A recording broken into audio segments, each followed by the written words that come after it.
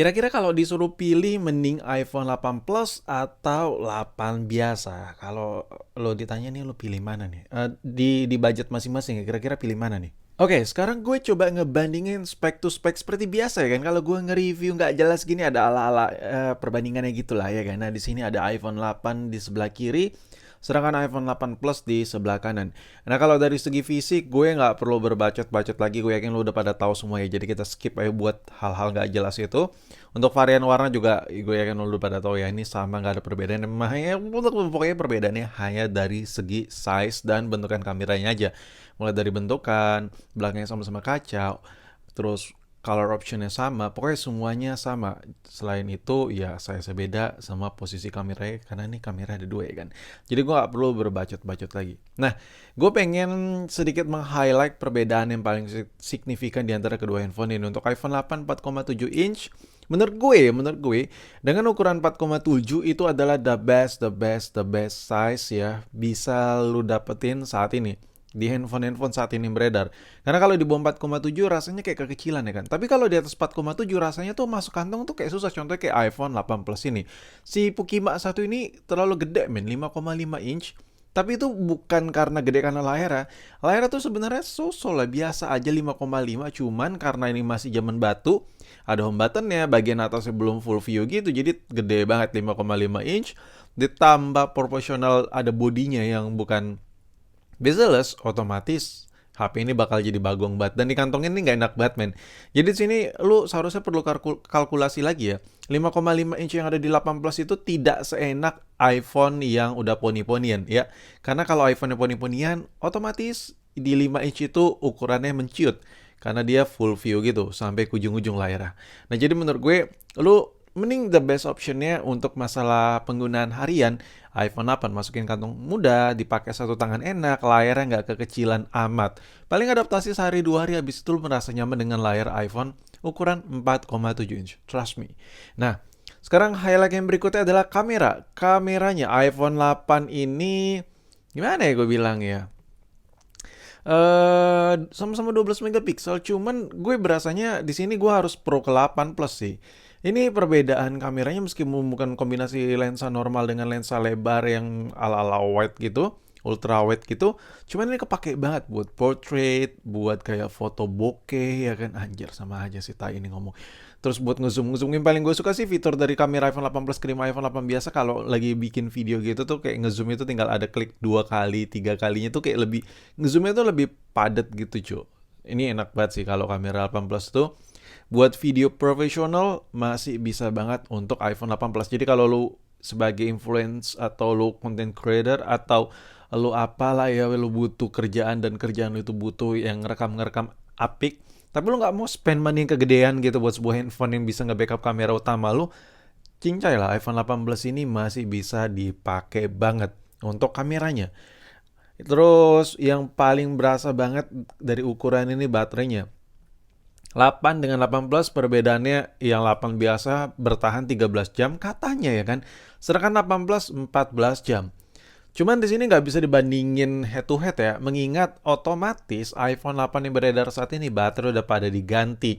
Jadi untuk kualitas di luaran sana, kalau lo pilih, gue pilih 8 Plus aja baterai lebih gede, karena baterai lebih gede biar lebih awet. Nggak bisa juga gitu men.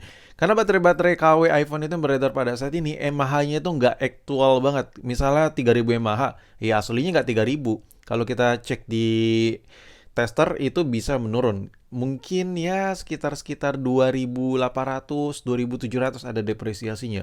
Karena untuk ya gue udah sering banget lah bongkar baterai-baterai iPhone KW itu anjir parah banget. mAh capacity itu nggak sesuai. Untuk chipset sama nggak ada perbedaan gimana-gimana, jadi menurut gue nggak perlu dibahas. Dan seterusnya sama aja ya. Kalau ngomongin soal layar jelas tingkat kecerahannya sama di 625 nits. Terus kalau PPI-nya beda ya. iPhone 8 Plus PPI-nya 401 PPI, sedangkan 8 biasa cuma 326 PPI. Cuman nggak bakal berasa karena layar iPhone 8 tuh menciut, sedangkan 8 Plus tuh membesar. Jadi PPI-nya menggede, wajar aja menurut gue. Dan sekarang ngomongin soal harga, untuk price iPhone 8 biasa tuh ada yang jual di 2.800.000. Sedangkan iPhone 8 Plus yang gue cari yang agak-agak murah gitu dengan kondisi normal, sama-sama normal, ada yang jual 3.100.000.